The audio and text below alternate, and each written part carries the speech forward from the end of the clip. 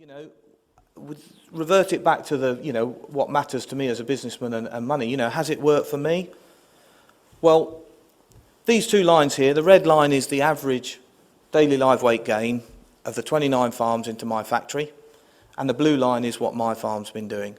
So we were always in front of the average for the group, but the minute we then went the next step and brought Dynamics in and really started focusing on data beyond, oh yes, they're growing, oh yes, they're drinking, I would like to see that, that has clearly put a wider gap between us.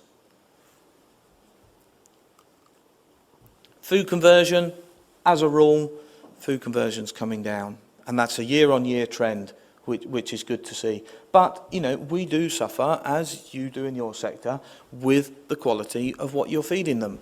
So when you go back 6 or 8 bars on that graph, you're back into the horrible wheat that was harvested with the really poor bushels and everybody struggling.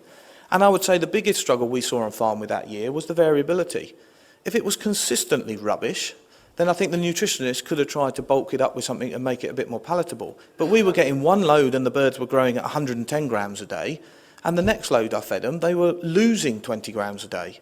There was no consistency, and that made it really challenging for us on farm, and it did affect our food conversions. This is the old wonderful EPF. So you can see in the middle there, those two big spikes, that's the EPF, the 400s. And, yes, I did it twice on the bounce. I haven't been able to do it since, I must say. It is challenging. But it's true to say that EPF is not a true representation of money. EPF, for example, if you've got a poor farm with poor insulation, you cannot afford those birds to get cold if you want a good efficiency factor.